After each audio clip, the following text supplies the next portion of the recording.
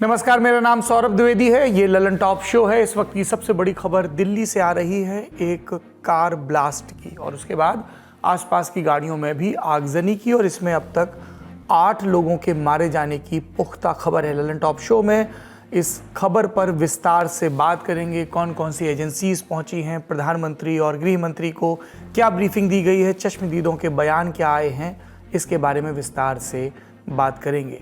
ये भी कि इसमें अब तक कौन कौन से एंगल हैं जिनसे जांच की जा रही है और क्या अहमदाबाद और फरीदाबाद में हुई आतंकी बरामदगियों से भी इसका कोई कनेक्शन है या नहीं। कौन से संदिग्ध पकड़े गए हैं, अहमदाबाद फरीदाबाद में क्या विस्फोटक बरामद हुए हैं, उस पर भी बड़ी खबर में विस्तार से बात करेंगे। फिर रुक करेंगे एयर पॉल्यूशन का। दिल्ली में प्रोटेस्ट चल रहे हैं, क्या आरोप प्रत्यारोप लग रहे हैं और बीजेपी की ट्रिपल इंजन सरकार क्यों पॉल्यूशन कंट्रोल नहीं कर पा रही है।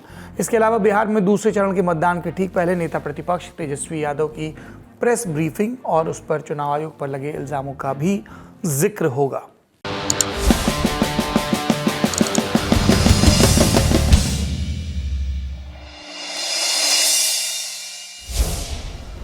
लाल किले के पास गाड़ी में सोमवार की शाम धमाका हुआ। कम से कम 8 लोगों की मौत की पुष्ट खबर है, कई लोग घायल हुए हैं। रिपोर्ट्स के मुताबिक गाड़ी लाल किले के मेट्रो स्टेशन के गेट नंबर 1 के बाहर खड़ी थी। इको कार थी। धमाका इतना भीषण कि आसपास खड़ी 5 से 6 गाड़ियां भी जद में आ गई। सबसे पहले चश्मदीदों के बयान सुनते हैं। आवाज आई, धमाका हुआ तो मैं दुकान पे बैठ गई। पीछे मेरी दुकान है, यहीं पे दुकान है, यहीं पे तो मैं चेयर पे बैठा हुआ था। एकदम से अचानक इतनी तेज धमाका हुआ कि मेरे लाइफ में इतनी तेज मैंने अपनी आवाज के भी नहीं सुना। धमाके के दहल पे मैं 3 बार गिरा हूँ, उठाऊं फिर गिरा हूँ, ऐसे धरती फटने वाला है, इतनी तेज धमाका हुई है। ठीक है, तो मैं दुकान छोड़ करके एकदम से भागा। मेरे साथ भी बहुत सारी पब्लिक भागी, एक पे एक पब्लिक गिर रही थी। उस टाइम ऐसा लग रहा था कि हम कुछ पल में दूसरा धमाका हुआ था, हम मरने वाले हैं। 6:55 के आसपास की बात है सर। गाड़ी जाम में धीरे धीरे चल रही थी, एकदम ही इतना ब्लास्ट हुआ कि मेरा आगे फ्रंट शीशा निकल के सामने की गाड़ियों में गया और मैं उड़ गया एकदम। मेरा सीट बेल्ट भी हो गया एकदम और मेरे यहाँ पे अभी कमर में दर्द है मुझे, और ये नहीं पता कैसे हुआ ब्लास्ट। तो यहाँ रेड लाइट थी, गाड़ी रुकी हुई थी सबकी, गिरी हुई तो धीरे धीरे हम गाड़ी लेके जा रहे थे। उसके बाद में एकदम ब्लास्ट अच्छा हुआ हमारी गाड़ी के बिल्कुल पिछली वाली गाड़ी में, बराबर वाली गाड़ी पे। फिर बहुत तगड़ा धमाका था, हम तो गाड़ी छोड़ के भाग रहे, पहले हम तो भाग गए। बहुत तगड़ा बम था, कुछ सिलेंडर की इतनी तक आवाज नहीं आई, बम ही फटा आई। ऐसा पता है? हाँ जी हाँ, पक्का। कितनी गाड़ियों में? मौके पर पहुंचे ललन टॉप रिपोर्टर्स की भी रिपोर्ट देखिए। मेरे पीछे जो आपको इलाका दिख रहा है, वहाँ पे पीछे की ओर जहाँ पे एक होर्डिंग लगी हुई है, उस जगह पे अभी यहाँ से करीब 150 मीटर दूर ब्लास्ट हुआ था। ब्लास्ट के बाद जो भी टुकड़े थे कार के या किसी भी चीज़ के, वो इधर उधर उड़ते हुए दिखाई दिए थे। फिर थोड़ी देर बाद जानकारी सामने आई, ये 7 बजे के आसपास ब्लास्ट हुआ था। फिर जानकारी सामने आई कि एक I-20 कार में ब्लास्ट हुआ था। I-20 कार में ब्लास्ट हुआ था जिसमें 3 लोग सवार भी थे। और उसके बाद जब ब्लास्ट हुआ और जांच शुरू हुई है और इसके साथ अलर्ट पे लोगों को डाला गया है, टीम्स को अलर्ट पे डाला गया है। टीम्स को कहा गया है कि दबिश जारी रखें दिल्ली में और दिल्ली में हर जगह जाके रेड करें, सोर्स नेटवर्क को एक्टिव करें।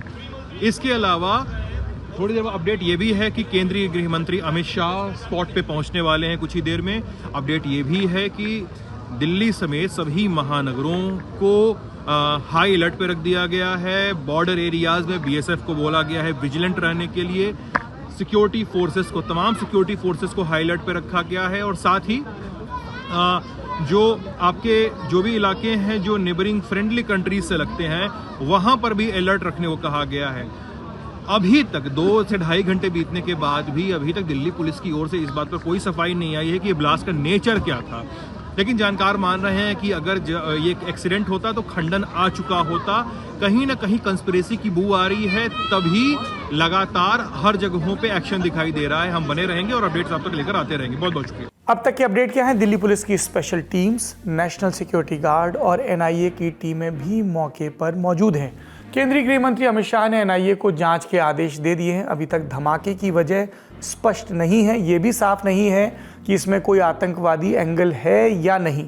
हालांकि NIA राष्ट्रीय सुरक्षा से जुड़े मसलों की जांच करती है। NSG की टीम आतंकी बम धमाकों और उनकी वजहों की जांच करती है। करीब 6:52 पे एक यहाँ पे रेड लाइट पे एक स्लो मूविंग व्हीकल जो रेड लाइट की तरफ आके रुका था, उसमें एक ये एक्सप्लोजन हुआ है। उस वक्त गाड़ी के अंदर जो पैसेंजर्स उसके अंदर ही थे और इस एक्सप्लोजन से जो है आसपास की गाड़ियों में भी क्षति हुई। जैसे ही इसकी खबर मिली हम सारी एजेंसीज जो है Delhi police, FSL, NIA, NSG उनकी टीम्स यहाँ पे आ चुकी हैं और हालात का जायजा भी ले रही है। हर तरीके से इस जो है एक्सप्लोजन के बारे में जांच की जा रही है और जल्दी ही इसका आकलन करके इसका जो भी रिजल्ट निकलेगा वो आपको बताया जाएगा। इस इंसिडेंट में कुछ लोग को इंजरीज भी आई हैं और कुछ लोगों की डेथ भी हुई है, तो वो अभी हालात का जायजा लिया जा रहा है और एग्जैक्ट फिगर्स जो हैं आपको कुछ ही देर में बता दी जाएंगी और सिचुएशन को रेगुलरली मॉनिटर किया जा रहा है और गृह मंत्री जी भी जो है उनसे रेगुलरली उनका फ़ोन भी आया था, उनको रेगुलरली ब्रीफ किया जा रहा है और उनको टाइम टू टाइम पूरी सूचना दी जा रही है और आगे जैसे भी हालात होंगे जो भी नतीजा निकलेगा आपको बताया जाएगा। डेड बॉडीज आई थिंक 10+ है और इंजर्ड का भी कुछ कह नहीं सकते। मुझे पर्सनली जो लगा 30+ तो है ही, बाकी अभी तो और आ ही रहे हैं। मैंने देखा पेशेंट्स आ ही जा रहे हैं, तो अभी कुछ ऐसा पक्का हम वो बता नहीं सकते। हम सबको अलर्ट पे रखा गया है। मुझे खुद अभी एक वार्ड में जाना है, वहाँ पे देखना है मुझे। आज ही की एक दूसरी खबर और भी है। पूरे दिन अहमदाबाद और फरीदाबाद से संदिग्धों की गिरफ्तारी और उनके पास से तकरीबन 2900 किलो विस्फोटक और हथियारों की बरामदगी की खबरें चली। इन दोनों खबरों का अभी तक आपस में कोई कनेक्शन स्थापित नहीं हुआ है, लेकिन इसके बारे में हम आपको विस्तार से बताने जा रहे हैं। दिल्ली की बात करें, कार में धमाका हुआ। इससे पहले कब दिल्ली से इस तरह के अपडेट्स आए हैं, दर्शकों को ये भी जानने चाहिए। 13 सितंबर 2008 को कनाट प्लेस, गफ्फार मार्केट, ग्रेटर कैलाश, करोलबाग के इलाके में 5 सीरियल बॉम्ब ब्लास्ट हुए थे। ये एक आतंकी हमला था जिसमें 25 लोगों की मौत हुई थी। इससे पहले 29 अक्टूबर 2005 को दिल्ली के सरोजिनी नगर मार्केट और पहाड़गंज के मार्केट में भी 2 बड़े धमाके हुए थे। ये भी आतंकवादी हमला था और इसमें 59 लोगों की मौत हुई थी। और उससे पहले 18 जून 2000 को लाल किले के पास ही 2 बड़े धमाके हुए थे जिसमें 2 लोगों की मौत हुई थी। यहाँ पे हम फिर स्पष्ट कर दें, ये तीनों ही आंकड़े आतंकी हमलों से जुड़े हैं। लाल किले में आज हुए ब्लास्ट के बारे में हम पुख्ता जानकारी का इंतज़ार कर रहे हैं, जो कि जांच के बाद सामने आएगा। मौके पर फॉरेंसिक समेत तमाम टीमें मौजूद हैं। अब फरीदाबाद और अहमदाबाद की खबरों पर विस्तार से बात करते हैं। एक के बाद एक 2 डॉक्टरों की गिरफ्तारी और हजारों किलो का विस्फोटक बरामद। पिछले 3 दिनों में देश के पुलिसिया तंत्र को बड़ी सफलता मिली, जिसमें अलग अलग ऑपरेशंस में हजारों किलो विस्फोटक के साथ कथित तौर पर बम बनाने वाले केमिकल, गोला बारूद और संदिग्ध पकड़े गए। आरोप संगीन है।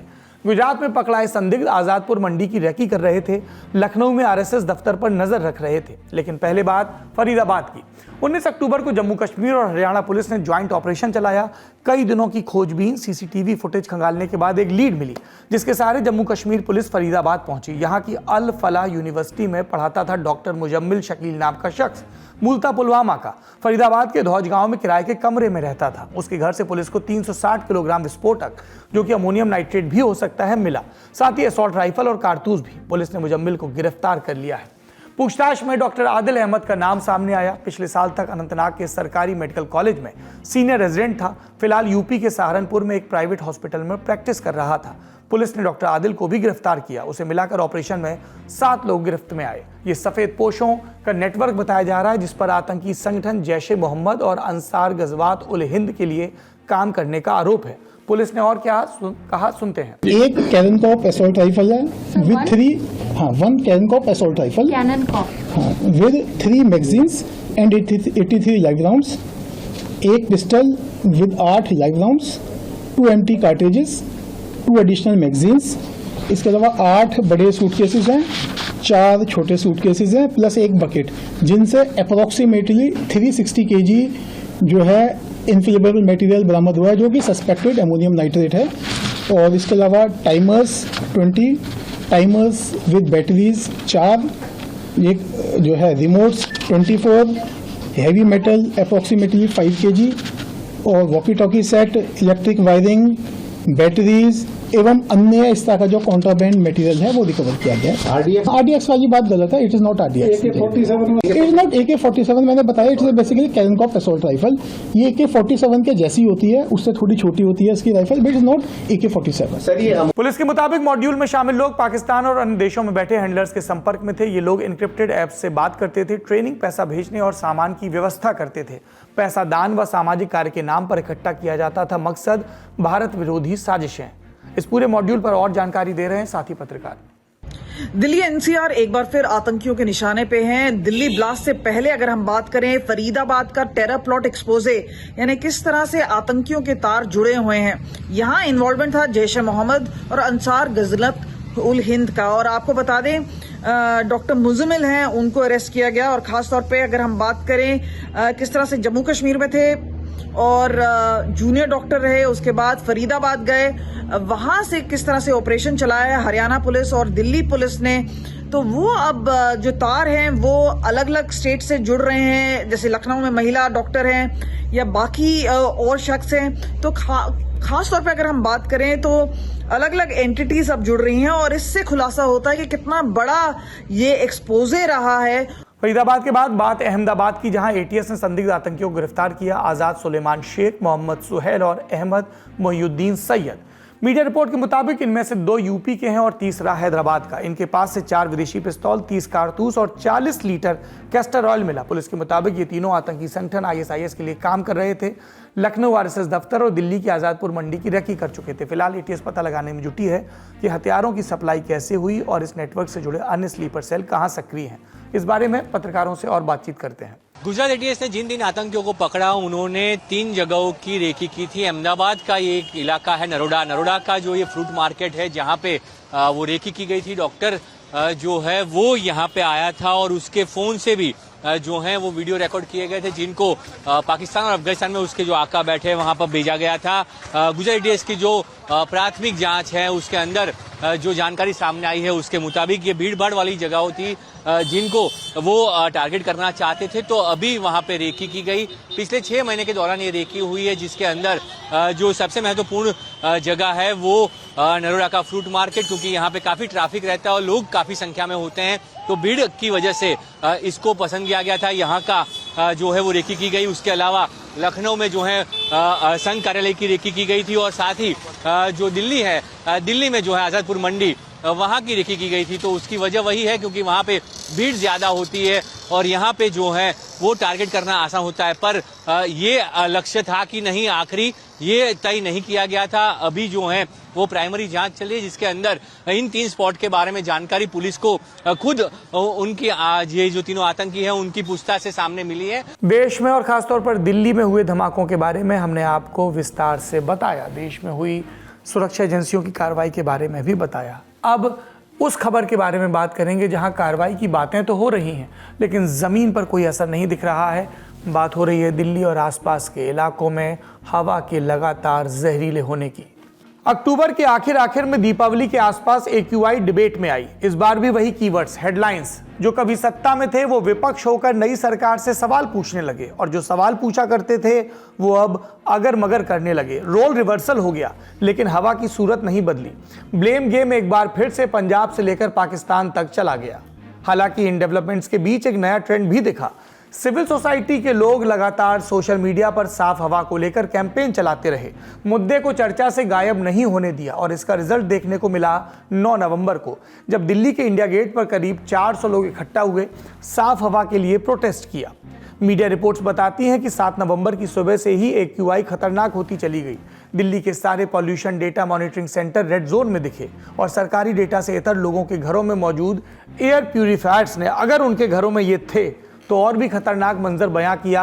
700 से लेकर 1000 तक की रीडिंग्स दिखी। इंस्टा खोलिए तो रीलें झड़ती हैं जहां एयर प्यूरिफायर्स के फिल्टर से धूल का गुबार उठता है, यानी एक नया ट्रेंड सामने आ रहा है। रीडिंग से इतर तस्वीरें भी आई। स्मॉग की इतनी मोटी लेयर की 50 मीटर तक देखना मुश्किल।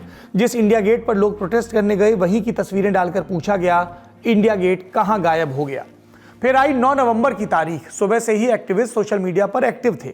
शाम को इंडिया गेट पर जमा होने की कॉल थी। खबर दिल्ली पुलिस को भी थी।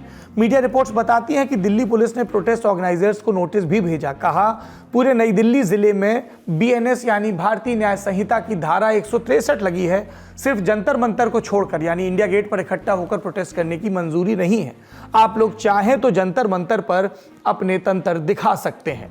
रिपोर्ट्स ये भी बताती हैं कि 7 नवंबर को कुछ स्टूडेंट ग्रुप्स ने जंतर मंतर पर प्रोटेस्ट किया था, लेकिन ढंग की कवरेज न मिलने की वजह से अगला स्पॉट इंडिया गेट चुना गया। ठीक उसी तरह जैसे कुत्तों पर आए सुप्रीम कोर्ट के आदेश के बाद लोग इंडिया गेट पर इकट्ठा हुए। तो पुलिस की मनाही के बीच लोग इंडिया गेट पर पहुंचे। बच्चे, बूढ़े, यंग प्रोफेशनल, क्लाइमेट एक्टिविस्ट, सबका जमावड़ा। इस खराब हवा में घर से निकलना भी तो क्रांति है। बैनर्स दिखे, नारे लगे, फिर पुलिस आई, झड़प और कहासुनी हुई और अंततः पुलिस भारी पड़ी। प्रदर्शनकारियों को डीटीसी बसों में ठूस कर बवाना ले जाया गया, लेकिन जाते जाते वो बहुत कुछ कह गए। इधर राजनीति भी शुरू हुई। आम आदमी पार्टी और कांग्रेस ने दिल्ली सरकार और दिल्ली पुलिस पर ज्यादती के आरोप लगाए। देखा हाल ही में कि कैसे भाजपा ने वाटर स्प्रिंकलर करवाया AQI मॉनिटर्स पर ताकि रीडिंग कम हो। किस तरह से डाटा मैनिपुलेट कर रही है बीजेपी। और यहाँ पे जो लोग खड़े हैं ये सब दिल्ली के सिटीजन्स हैं। ये वो लोग हैं जो दिल्ली देखने आते हैं, जो यहाँ रहते हैं। उनको पता है कि प्रदूषण कितनी गंभीर समस्या है और आंकड़े छुपाना या फर्जीवाड़ा करना इससे बीजेपी की इंटेग्रिटी, इससे बीजेपी की क्रेडिबिलिटी और डाउन होती है। इस टाइम हम सबको जरूरत है कि सारी दिल्ली यहाँ पर हो। बीजेपी वालों को भी यहाँ होना चाहिए। वो अपने घर में एयर प्यूरिफायर लगाकर बैठे हैं। सबसे दुख की बात ये थी कि दिल्ली की जनता हर घर पीड़ित है पोल्यूशन से, और जब जनता बाहर एक पीसफुल प्रोटेस्ट करने के लिए निकली तो आप उन्हें डिटेन कर रहे हैं। मतलब अब अपने हेल्थ को, अपने स्वास्थ्य को लेकर, पोल्यूशन को लेकर, इस तरह के मुद्दे पर भी अगर जनता आवाज नहीं उठा सकती है तो ये डिक्टेटरशिप नहीं है तो क्या है। प्रदूषण एक बहुत बड़ा मुद्दा है। और बीजेपी ने भी अपना सिस्टम एक्टिव किया। बोले कि सरकार आए तो जुम्मा 7 महीने ही हुए हैं। प्रदूषण तो आपकी सरकार के 11 वर्षों का नतीजा है और इसमें भी ये लोग पंजाब में पराली जलाकर सिचुएशन और खराब कर रहे हैं। रेखा गुप्ता के नेतृत्व वाली सरकार तो समस्या के समाधान के लिए तन मन धन से लगी है। आम आदमी पार्टी जो प्रोटेस्ट कर रही है 10 साल की, वही तो गंदगी देके गए हैं। ये तो कहते हैं ना, एक पंजाबी में कहावत है ना, उल्टा चोर कोतवाल को डांटे। ये तो वो काम हो गया। लोग कह रहे हैं कि पब्लिक प्रोटेस्ट। सुनिए नहीं, लोग क्या कह रहे हैं वो छोड़िए। लोग आम आदमी पार्टी के तो कह रहे हैं। कौन कह रहा है पब्लिक प्रोटेस्ट? सौरभ भारद्वाज जी कह रहे हैं पब्लिक प्रोटेस्ट है। आम आदमी पार्टी के नेता कह रहे हैं पब्लिक प्रोटेस्ट है। तो पब्लिक तो कह नहीं रही पब्लिक प्रोटेस्ट है, आम आदमी पार्टी के नेता कह रहे हैं पब्लिक प्रोटेस्ट है। तो मैं पूछना चाहता हूं, जो मौसम ये खराब हुआ है पोल्यूशन, ये कौन देके गया है? अपने आप हुआ है क्या?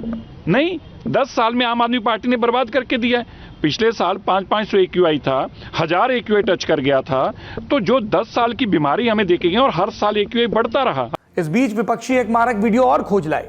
दिल्ली के LG VK सक्सेना का एक पुराना वीडियो, जिसमें वो कह रहे हैं कि दिल्ली का 75% पॉल्यूशन उसकी खुद की समस्या है। कुल तस्वीर वही पुरानी। विपक्ष सरकार को घेर रहा और सरकार खुद को डिफेंड करने के लिए पुराना राग अपना रही। तब कहां थे और अभी हम नहीं, कोई और जिम्मेदार है जैसा राग। सोशल मीडिया पर पंजाब की वीडियो चलाए जा रहे, दिखाया जा रहा कि कैसे सारी समस्या सिर्फ और सिर्फ पराली जलाने की वजह से हो रही है। हालांकि इस बार के आंकड़े कुछ और तस्वीर बयां कर रहे हैं। आपकी स्क्रीन पर इंडिया टुडे का एक ग्राफिक चल रहा है जो ये बता रहा है कि इस साल पराली जलने की घटनाओं में बड़ी कमी देखी गई। प्रमुख वजह पंजाब में आई भीषण बाढ़ रही। नहीं हो पाई धान की फसल, और जब फसल ही नहीं हो पाई तो पराली कैसे और कितना जलेगी। एक आंकड़ा और है, केंद्र सरकार की एक बॉडी है डिसीजन सपोर्ट सिस्टम यानी DSS। 9 नवंबर को जब दिल्ली में हवा की क्वालिटी लगातार गिर रही थी और सीजन का एवरेज AQI अपने हाईएस्ट लेवल पर पहुंच गया था, तब commission for air quality management यानी CAQM ने शाम 4 बजे एक रिव्यू मीटिंग की, ये तय करने के लिए क्या दिल्ली में ग्रेडेड रिस्पांस एक्शन प्लान का तीसरा और चौथा लेवल अप्लाई किया जाए। तब DSS की तरफ से कहा गया कि फिलहाल दिल्ली के एयर पॉल्यूशन में पराली जलने का कंट्रीब्यूशन 6% के आसपास है। हवा भी चल रही है, उसकी दिशा भी बदली है, स्थिति बेहतर होने की उम्मीद है। ऐसे में ग्रैब के 3rd और 4th लेवल की जरूरत नहीं है। यानी केंद्र सरकार की बॉडीज पराली जलाने को प्रदूषण का सबसे बड़ा कारण नहीं मान रही हैं। लेकिन दिल्ली सरकार के मंत्री और बीजेपी IT सेल से जुड़े सोशल मीडिया पर अलग ही माहौल बना रहे हैं कि प्रदूषण के लिए कोई और जिम्मेदार है। ऐसे में सवाल पूछा जाना चाहिए कि ये सब करने की क्या जरूरत है। सरकार बदले 7 महीने हो चुके हैं, क्या दिल्ली सरकार के नुमाइंदों को इसका जरा भी अंदाजा नहीं था कि सर्दियां आते आते क्या होने वाला है। पहले से रेखा गुप्ता की सरकार ने, बीजेपी की सरकार ने तैयारियां क्यों नहीं की। दिल्ली में तो सरकार के 3 इंजन हैं, केंद्र से लेकर नगर निगम तक। फिर काम करने के लिए इन्हें कितने और इंजन चाहिए। और ऐसा नहीं कि दिल्ली सरकार काम नहीं कर रही, काम हो रहा है, पर्दे के पीछे हो रहा है, बस दिल्ली सरकार दिखा नहीं पा रही। पॉल्यूशन डेटा मॉनिटरिंग सेंटर पर पानी का छिड़काव करके डेटा मैनिपुलेट किया जा रहा है, साफ नजर आ रहा है। जबरई इतनी कि घटतौली वाले इस डेटा के जरिए अपनी पीठ भी थपथपाई जा रही है। सही डेटा न देने के पीछे एक और खेल भी है। सही डेटा आने पर ग्रैब के कड़े से कड़े प्रतिबंध लागू करने पड़ेंगे और छवि खराब होगी। और इमेज बहुत ज़रूरी है। इधर दिल्ली सरकार ने भले ही कहा है कि प्रदूषण से निपटने के लिए सारी व्यवस्था कर ली गई, सारे नियम कानून फॉलो किए जा रहे हैं, लेकिन ग्राउंड पर स्थिति अलग है। आप अखबारों को उठाइए, उनके दिल्ली पेज देखिए, रोज कोई ना कोई खबर ऐसी मिल जाएगी जो दिल्ली सरकार के दावों की पोल खोल रही होगी। जैसे हिंदुस्तान टाइम्स में छपी ये रिपोर्ट जो बता रही है कि एमसीडी के लगभग आधे construction and demolition waste collection sites में डस्ट कंट्रोल की व्यवस्था सिरे से गायब है, और ये जानकारी खुद एमसीडी ने दी है। और इन सब का असर क्या, वो भी किसी से छिपा नहीं। हर साल रिसर्च छपती है जो ये बताती है कि किस तरह से ये जहरीली हवा हमें धीमी मौत मार रही है, कैसे दिल्ली एनसीआर में रहने वालों की उम्र 9 से 12 साल घट रही है, कैसे PM 2.5 खून में घुल रहा है, आपके सिर्फ फेफड़े ही नहीं, दिल, दिमाग, किडनी, लिवर हर जगह असर हो रहा है, कैसे गर्भ में पल रहे भ्रूण भी इसकी जद में आ रहे हैं, कैसे बच्चों के फेफड़े परमानेंटली डैमेज हो रहे हैं, और कैसे डॉक्टर कह रहे हैं कि अगर आप अफोर्ड कर सकते हैं तो कुछ समय के लिए दिल्ली छोड़ दीजिए। कि प्रदूषण आता कहां से है? आप जिस चीज को जलाते हैं प्रदूषण वहीं से आता है। प्रदूषण क्या है? धुआं है। और दूसरा प्रदूषण है डस्ट है, धूल। प्रदूषण धूल और धुआं है। आप जो जलाएंगे वहां से धुआं निकलेगा, आप जितना जमीन से धूल को मोबिलाइज करेंगे उतना धूल आएगा। तो आपको करना क्या है कि आप जिस चीज से ज्यादा धुआं निकल रहा है उसको आप कम कीजिए। धुआं कहां से निकल रहा है? कोयला जलाने से निकल रहा है, धुआं लकड़ी जलाने से, कंडे जलाने से, आपके पराली जला रहे हैं उससे आपको धुआं निकल रहा है, गाड़ियों से धुआं निकल रहा है, इंडस्ट्री के चिमनी से धुआं निकल रहा है। तो धुआं के जितने स्रोत हैं हमें उस पर काम करने की जरूरत है। हमने एक अध्ययन किया है, उससे यह बड़ा क्लियर है कि हमारे देश में 80% जो प्रदूषण है वो कोयला और बायोमास से है। हर एक घर में जो चूल्हा चल रहा है उसमें लकड़ी जल रही है और कंडे जल रहे हैं, उससे भी प्रदूषण हो रहा है। तो प्रदूषण कोई बाहर से नहीं ला रहा है, प्रदूषण हमारे घर से निकल रहा है, प्रदूषण हमारे जमीन से और खेतों से निकल रहा है, प्रदूषण हमारी फैक्ट्रियों से निकल रहा है।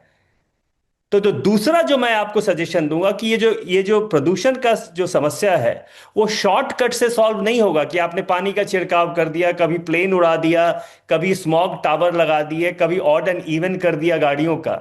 उससे प्रदूषण नहीं कम होने वाला है। प्रदूषण तभी कम होगा अगर हम लॉन्ग टर्म प्लान के साथ धुआं के जितने स्रोत हैं उस पर काम करें, धूल को कम करें, तभी प्रदूषण कम होगा। लेकिन समस्या सिर्फ दिल्ली या एनसीआर तक की नहीं है और सिर्फ एक सीजन तक की नहीं है। अलग अलग रिसर्च बताती है कि पूरा उत्तर भारत इस प्रदूषण की जद में है। अगर दिल्ली में रहकर आपके जीवन के 9 से 12 साल घट रहे हैं तो लखनऊ, कानपुर या पटना में भी बुरा हाल है, और इन दोनों प्रदेशों में भी डबल इंजन की सरकार है।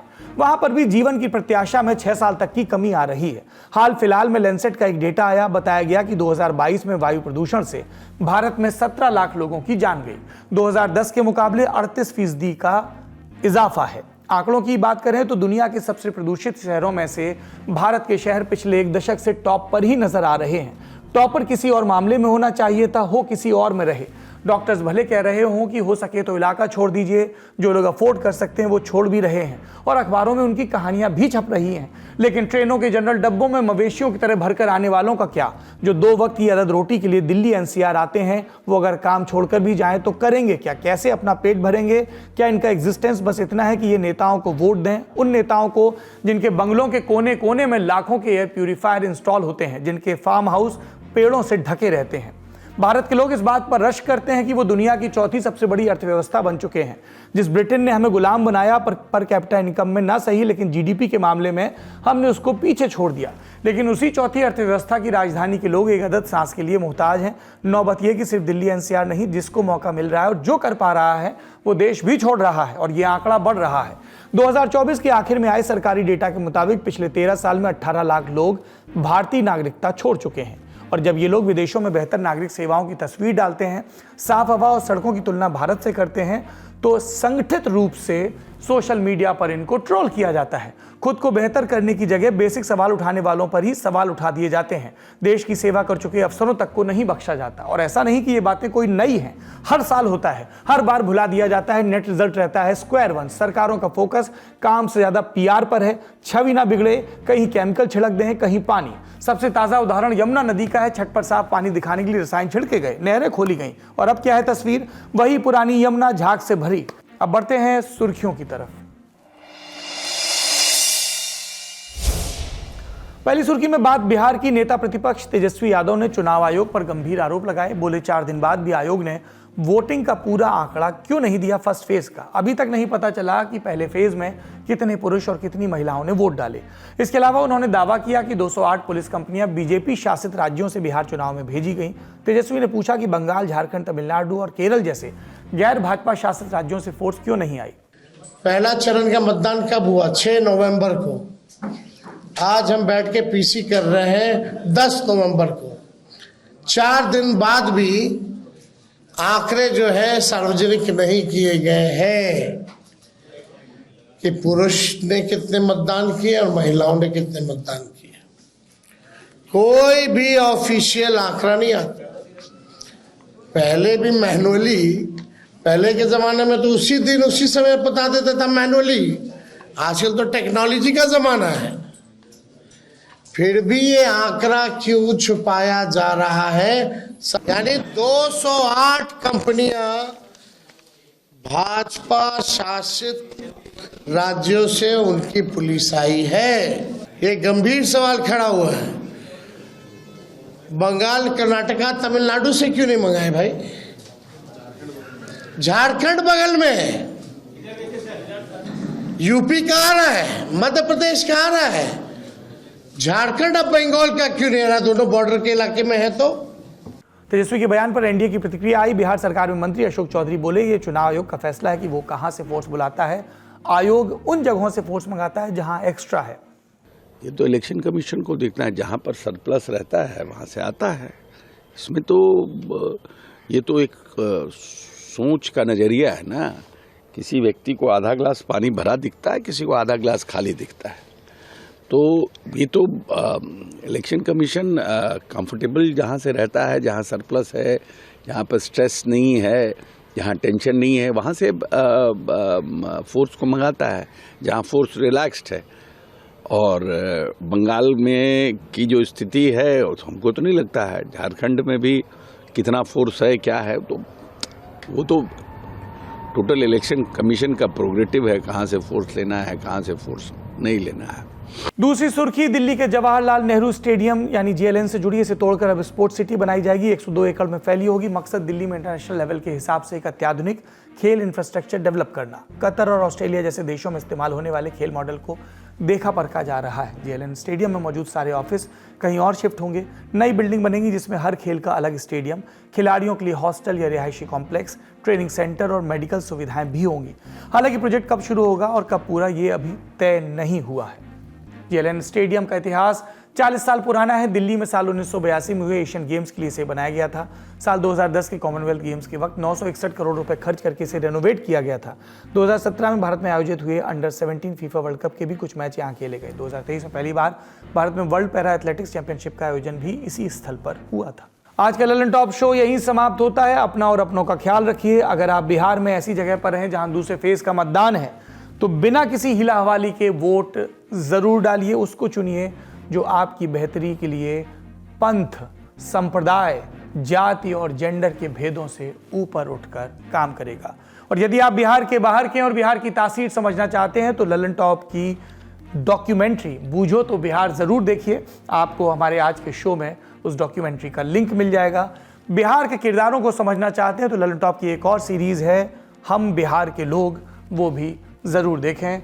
बहुत बहुत शुक्रिया। शुभ रात्रि।